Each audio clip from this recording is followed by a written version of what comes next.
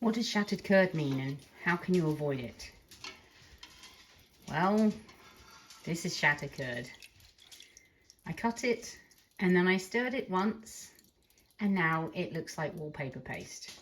You can save it, but avoiding it in the first place is much easier. So you've got a weak curd. For some reason or another, your curd didn't set up properly. Or it's set, but then it keeps shattering. Try this. So we're going to cut the curds really slowly. You're just easing away from the edge of the pan at this point. We're going to cut into 1-inch cubes. Regardless of what your recipe says, if you keep getting a shattered curd, generally from store-bought milk, you've added calcium chloride, you're doing everything you're supposed to be doing, and it still isn't working, go in 1 inch. Super slow, super careful.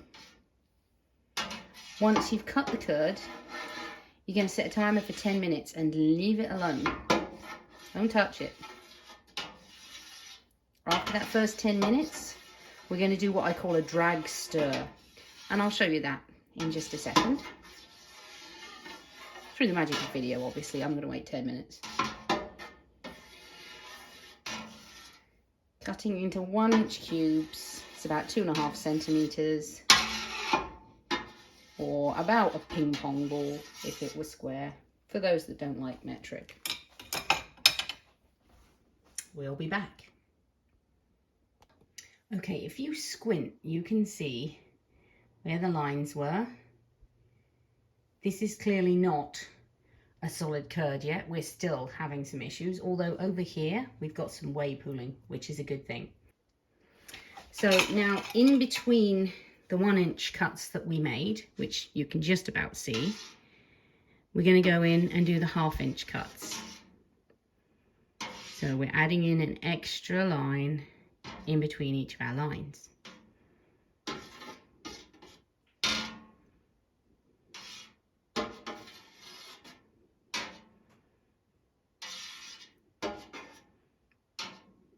Now the reason this curd is super sloppy is because I've got cream in it. And here in Canada, all of our cream has awful things in it, and it's all UHT or ultra pasteurized. So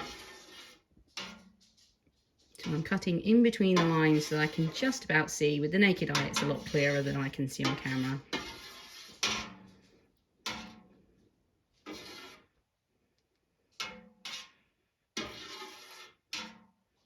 And then we're going to leave this to rest again for another 10 minutes.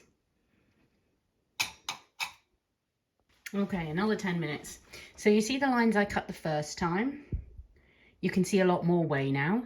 You can't really see the lines I cut the second time in between, but they are there.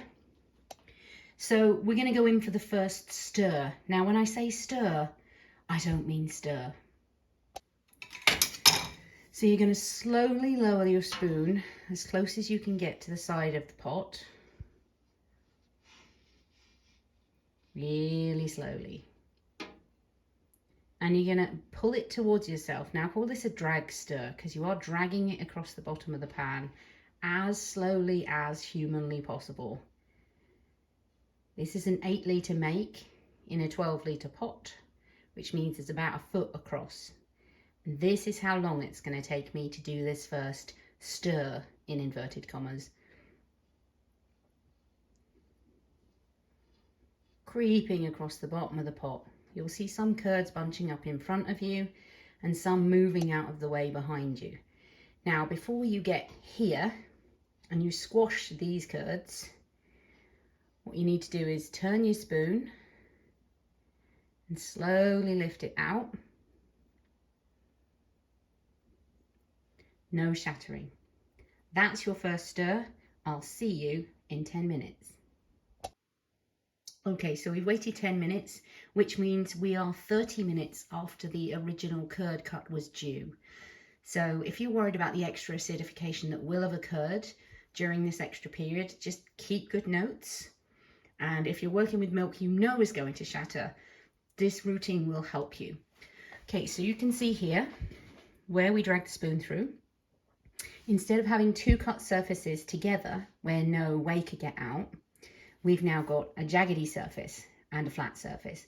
So there's plenty of surface area for the whey to escape. So we're going to do the exact same thing again in the opposite direction. So we're going in at the right, super slow. We're going to drag really, really slow across the bottom. Now you can see some of these curds are actually moving out of my way. I describe this as like people in a subway station would move out of your way if anybody had any manners. Really, really slowly across the bottom of your pot. You see why I call this a drag stir. So we're just going to scooch these curds all the way out of the way. Oh, that's a big chap. Before we get to the end, we're going to spin our spoon around, slowly lift her out.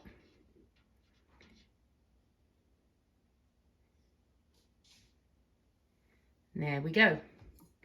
Guess how long until we do the next stir? You've got it, 10 minutes. Okay, another 10 minutes have passed. And you can see now the whey is much freer, the curds are much freer, and it looks like it ought to have looked after the first curd cut in 10 minutes. Now all the way down, try and get your spoon right into the corner. And now we're going to go all the way round the pot. Again, painfully slowly. You'll notice that the curd is pretty much following you all the way around. But at this point, we're just making sure that it's not sticking to the bottom.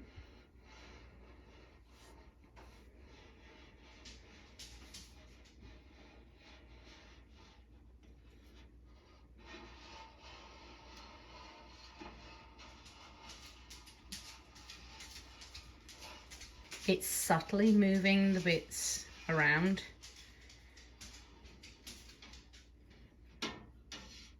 Gently lifting out. You can see here there are curd that weren't cut, so I'm just gonna gently scooch those.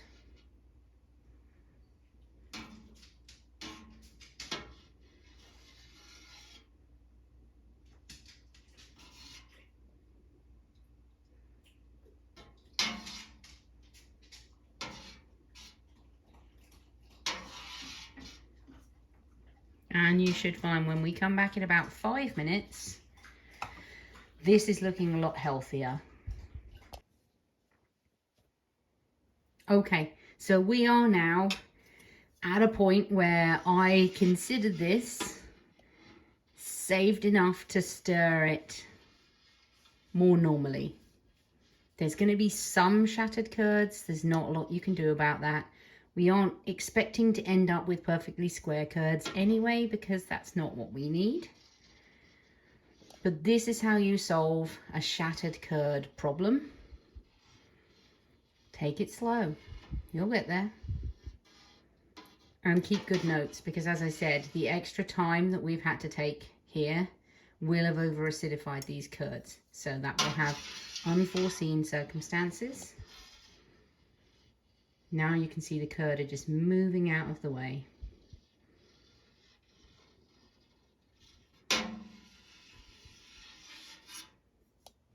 Just chop any that are too big and move on with your recipe.